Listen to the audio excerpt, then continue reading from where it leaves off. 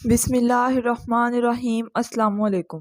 اہل سیر کی اصطلاح میں غزوہ اس فوجی مہم کو کہتے ہیں جس میں نبی کریم صلی اللہ تعالیٰ علیہ وآلہ وسلم بنفس نفیس تشریف لے گئے ہوں، خواہ جنگ ہوئی ہو یا نہ ہوئی ہو، اور سریہ وہ فوجی مہم جس میں آپ صلی اللہ تعالیٰ علیہ وآلہ وسلم خود تشریف نہ لے گئے ہوں۔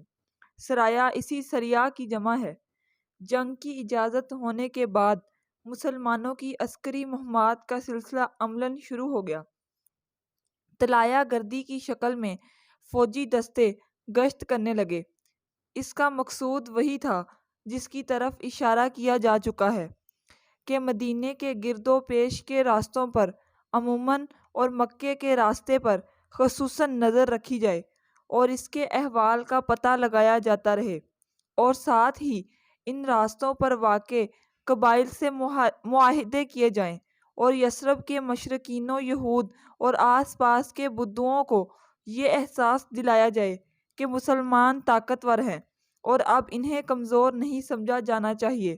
نیز قریش کو ان کے بے جا طیش اور تیور کے خطرناک نتیجے سے ڈرایا جائے تاکہ جس حماقت کی دلدل میں وہ اب تک دھنستے چلے جا رہے ہیں اس سے نکل کر ہوش کے ناخن لیں اور اپنے اقتصاد اور اسباب معیشت کو خطرے میں دیکھ کر صلح کی طرف مائل ہو جائیں، اور مسلمانوں کے گھروں میں گھس کر ان کے خاتمے کے جو عزائم رکھتے ہیں اور اللہ کی راہ میں جو رکاوٹیں کھڑی کر رہے ہیں اور مکے کے کمزور مسلمانوں پر جو ظلم و ستم ڈھا رہے ہیں، ان سب سے باز آ جائیں اور مسلمان جزیرۃ العرب میں اللہ کا پیغام پہنچانے کے لیے آزاد ہو جائیں۔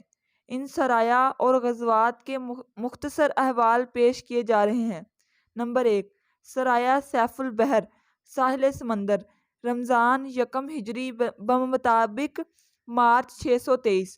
رسول اللہ صلی اللہ تعالیٰ علیہ وآلہ وسلم نے حضرت حمزہ بن عبد المطلب رضی اللہ تعالیٰ عنہ کو اس سریہ کا امیر بنایا اور 30 مہاجرین کو ان کے زیر کمان شام سے آنے والے ایک قریشی قافلے کا پتہ لگانے کے لیے روانہ فرمایا۔ اس قافلے میں 300 آدمی تھے جن میں ابو جہل بھی تھا۔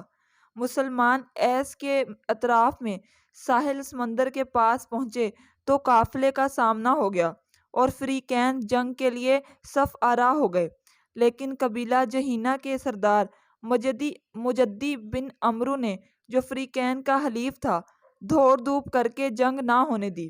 حضرت حمزہ رضی اللہ تعالیٰ عنہ کا یہ جھنڈا پہلا جھنڈا تھا جسے رسول اللہ صلی اللہ علیہ وسلم نے اپنے دستے مبارک سے باندھا تھا۔ اس کا رنگ سفید تھا اور اس کے علم بردار حضرت ابو مرثد کناز بن حسین غنوی رضی اللہ تعالیٰ عنہ تھے۔ نمبر 2، سریہ شوال یکم ہجری بمطابق اپریل 623۔ رسول اللہ صلی اللہ علیہ وسلم نے حضرت عبیدہ بن حارث بن عبد المطلب رضی اللہ تعالیٰ عنہ کو مہاجرین کے 60 سواروں کا رسالہ دے کر روانہ فرمایا۔ رابق کی وادی میں ابو سفیان سے سامنا ہوا۔ اس کے ساتھ 200 آدمی تھے۔ فریقین نے ایک دوسرے پر تیر چلائے لیکن اس سے آگے کوئی جنگ نہ ہوئی۔ اس سریے میں مکی لشکر کے 2 آدمی مسلمانوں سے آ ملے، ایک حضرت مقداد بن عمرو البحرانی اور دوسرے عتیبہ بن غزوان المازنی رضی اللہ تعالیٰ عنہ۔ یہ دونوں مسلمان تھے اور کفار کے ساتھ نکلے ہی اس مقصد سے تھے کہ اس طرح مسلمانوں سے جا ملیں گے۔ حضرت ابو عبیدہ رضی اللہ تعالیٰ عنہ کا علم سفید تھا اور علم بردار حضرت مصطح بن اساسہ بن مطلب بن عبد المناف رضی اللہ تعالیٰ عنہ تھے۔ نمبر 3، سریہ خرار ذی قعدہ یکم ہجری بمطابق 623 مئی۔ خرار حجفہ کے مقام کے قریب ایک مقام کا نام ہے۔ رسول اللہ صلی اللہ علیہ وسلم نے اس سریہ کا امیر حضرت سعد بن ابی وقاص رضی اللہ تعالیٰ عنہ کو مقرر فرمایا اور انہیں 20 آدمیوں کی کمان دے کر قریش کے ایک قافلے کا پتہ لگانے کے لیے روانہ فرمایا اور یہ تاکید فرما دی کہ خرار سے آگے نہ بڑھیں۔ یہ لوگ پیدل روانہ ہوئے، رات کو سفر کرتے اور دن میں چھپے رہتے تھے۔ 5ویں روز صبح خرار پہنچے تو معلوم ہوا کہ قافلہ ایک دن پہلے جا چکا ہے۔ اس سریے کا علم سفید تھا اور علم بردار حضرت مقداد بن عمرو رضی اللہ تعالیٰ عنہ تھے۔ نمبر 4، غزوہ ابوا یا ودان، صفر 2 ہجری بمطابق اگست 623۔ ودان مکہ اور مدینہ کے درمیان ایک مقام کا نام ہے۔ یہ رابغ سے مدینہ جاتے ہوئے 29 میل کے فاصلے پر پڑتا ہے۔ ابوا ودان کے قریب ہی ایک دوسرے مقام کا نام ہے۔ اس مہم میں 70 مہاجرین کے ہمراہ رسول اللہ صلی اللہ علیہ وسلم بنفس نفیس تشریف لے گئے تھے اور مدینے میں حضرت سعد بن عبادہ رضی اللہ تعالیٰ عنہ کو اپنا قائم مقام مقرر فرمایا تھا۔ مہم کا مقصد قریش کے ایک قافلے کی راہ روکنا تھا۔ آپ صلی اللہ تعالیٰ علیہ وآلہ وسلم ودان تک پہنچے لیکن کوئی معاملہ پیش نہ آیا۔ اسی غزوہ میں آپ صلی اللہ علیہ وآلہ وسلم نے بنو زمرہ کے سردار عمرو بن مکشی الزمری سے حلیفانہ معاہدہ کیا۔ معاہدے کی عبارت یہ تھی: یہ بنو زمرہ کے لیے محمد رسول صلی اللہ علیہ وسلم کی تحریر ہے۔ یہ لوگ اپنے جان اور مال کے بارے میں مامون رہیں گے اور جو ان پر یورش کریں گے اس کے خلاف ان کی مدد کی جائے گی، الا کہ یہ خود اللہ کے دین کے خلاف جنگ کریں۔ یہ معاہدہ اس وقت تک کے لیے ہوگا جب تک سمندر سوار پانی کی تہ میں اگنے والا ایک گھاس کو تر کرے، یعنی ہمیشہ کے لیے ہے، اور جب نبی کریم صلی اللہ تعالیٰ علیہ وآلہ وسلم اپنی مدد کے لیے انہیں آواز دیں گے تو انہیں آنا ہوگا۔ یہ پہلی فوجی مہم تھی جس میں رسول اللہ صلی اللہ تعالیٰ علیہ وآلہ وسلم بذات خود تشریف لے گئے تھے اور 15 دن مدینے سے باہر گزار کر واپس آئے۔ اس مہم کے پرچم کا رنگ سفید تھا اور حضرت حمزہ رضی اللہ تعالیٰ عنہ علم بردار تھے۔ نمبر 5، غزوہ بوات، ربیع الاول 2 ہجری ستمبر 623۔ بوات اور رضوہ کوہستان جہینہ کے سلسلے کے 2 پہاڑ ہیں جو در حقیقت ایک ہی پہاڑ کی 2 شاخیں ہیں۔ یہ مکہ سے شام جانے والی شاہراہ کے متصل ہیں اور مدینہ سے 48 میل کے فاصلے پر ہے۔ اس مہم میں رسول اللہ صلی اللہ تعالیٰ علیہ وآلہ وسلم 200 صحابہ کو ہمراہ لے کر روانہ ہوئے۔ مقصود قریش کا ایک قافلہ تھا جس میں امیہ بن خلف سمیت قریش کے 100 آدمی اور 2500 اونٹ تھے۔ آپ صلی اللہ تعالیٰ علیہ وآلہ وسلم رضوہ کے اطراف میں مقام بوات تک تشریف لے گئے لیکن کوئی معاملہ پیش نہ آیا۔ اس غزوہ کے دوران حضرت سعد بن معاذ رضی اللہ تعالیٰ عنہ کو مدینے کا امیر بنایا گیا تھا۔ پرچم سفید تھا۔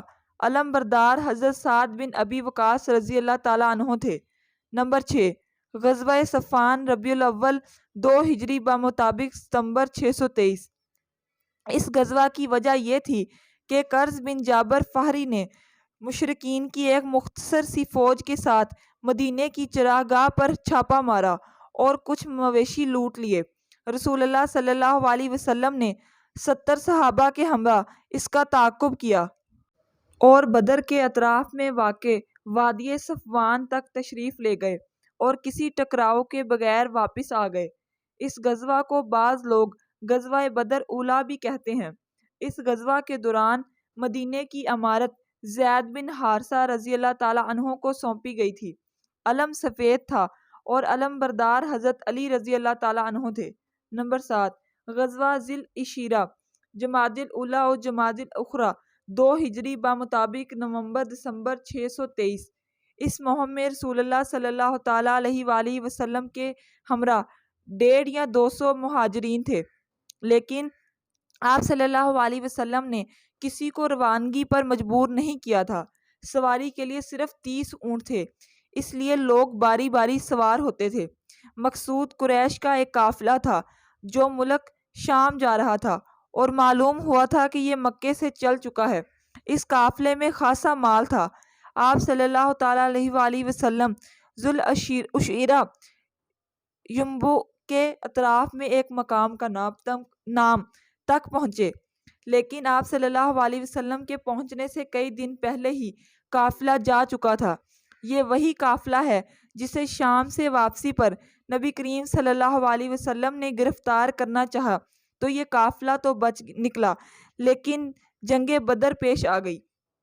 اس غزوہ میں رسول اللہ صلی اللہ علیہ وسلم نے بنو مدلج اور ان کے حلیف بنو زمرہ سے عدم جنگ کا معاہدہ کیا۔ ایام سفر میں مدینہ کی سربراہی کا کام حضرت ابو سلمہ بن عبد الاسد مخزومی رضی اللہ تعالیٰ عنہ نے انجام دیا۔ اس دفعہ بھی پرچم سفید تھا اور علم بردار حضرت حمزہ رضی اللہ تعالیٰ عنہ تھے۔ نمبر 8، سریہ نخلہ، رجب 2 ہجری بمطابق جنوری 624۔ اس مہم پر رسول اللہ صلی اللہ علیہ وسلم نے حضرت عبداللہ بن حجش رضی اللہ تعالیٰ عنہ کی سرکردگی میں 12 مہاجرین کا ایک دستہ روانہ فرمایا۔ ہر 2 آدمیوں کے لیے ایک اونٹ تھا جس پر باری باری دونوں سوار ہوتے تھے۔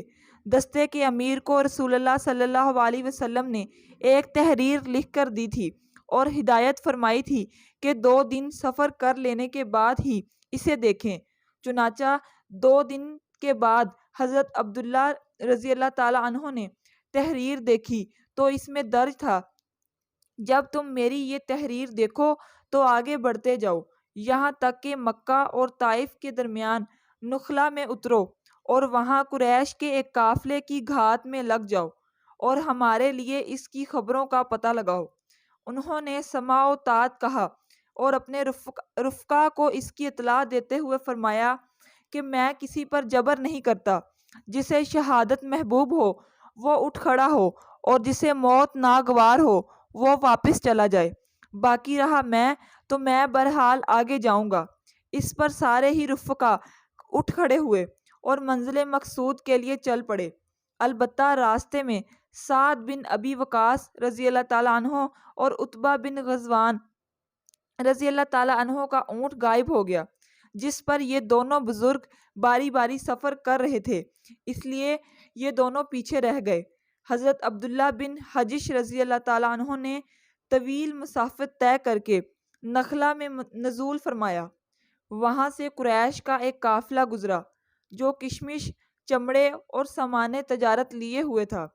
قافلے میں عبداللہ بن مغیرہ کے 2 بیٹے عثمان اور نوفل اور عمرو بن حزمی اور حکیم بن کسان مولا مغیرہ تھے۔ مسلمانوں نے باہم مشورہ کیا کہ آخر کیا کریں، آج حرام مہینے رجب کا آخری دن ہے، اگر ہم لڑائی کرتے ہیں تو اس حرام مہینے کی بے حرمتی ہوتی ہے، اور رات بھر رک جاتے ہیں تو یہ لوگ حدود حرم میں داخل ہو جائیں گے۔ اس کے بعد سب ہی کی یہ رائے ہوئی کہ حملہ کر دینا چاہیے۔ چنانچہ ایک شخص نے عمرو بن حضرمی کو تیر مارا اور اس کا کام تمام کر دیا۔ باقی لوگوں نے عثمان اور حکیم کو گرفتار کر لیا، البتہ نوفل بھاگ نکلا۔ اس کے بعد یہ لوگ دونوں قیدیوں اور سامان قافلہ کو لیے ہوئے مدینہ پہنچے۔ رسول اللہ صلی اللہ تعالیٰ علیہ وآلہ وسلم نے ان کی اس حرکت پر باز پرس کی اور فرمایا کہ میں نے تمہیں حرام مہینے میں جنگ کرنے کا حکم نہیں دیا تھا، اور سامان قافلہ اور قیدیوں کے سلسلے میں کسی بھی طرح کے تصرف سے ہاتھ روک لیا۔ ادھر اس حادثے سے مشرکین کو اس پروپوگنڈے کا موقع مل گیا کہ مسلمانوں نے اللہ کے حرام کیے مہینے کو حلال کر لیا۔ چنانچہ بڑی چامگوئیاں ہوئیں، یہاں تک کہ اللہ تعالیٰ نے وحی کے ذریعے اس پروپوگنڈا کی کلی کھول دی اور بتلایا کہ مشرکین جو کچھ کر رہے ہیں وہ مسلمانوں کی حرکت سے بہت بڑا جرم ہے۔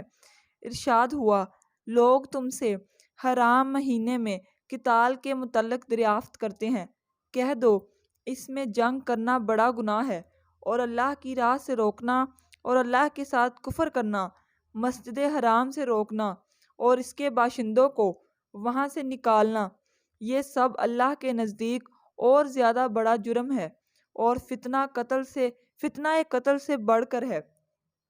اس کے بعد رسول اللہ صلی اللہ تعالیٰ علیہ وآلہ وسلم نے دونوں قیدیوں کو آزاد کر دیا اور مقتول کے اولیاء کو اس کا خون بہا ادا کیا۔ یہ ہیں جنگ بدر سے پہلے کے سریے اور غزوے، ان میں سے کسی میں بھی لوٹ مار اور قتل و غارت گری کی نوبت نہیں آئی جب تک کہ مشرکین نے قرظ بن جابر فہری کی قیادت میں ایسا نہیں کیا۔ اس لیے اس کی ابتدا بھی مشرکین کی جانب سے ہوئی، جبکہ اس سے پہلے بھی وہ طرح طرح کی ستم رانیوں کا ارتکاب کر چکے تھے۔ ان سرایہ اور غزوات کی تفصیل ذیل سے لی گئی ہے۔ ان ماخذ میں ان سرایہ اور غزوات کی ترتیب اور ان میں شرکت کرنے والوں کی تعداد کے بارے میں اختلاف ہے۔ ہم نے علامہ ابن قیم اور علامہ منصور پوری کی تحقیق پر اعتماد کیا ہے۔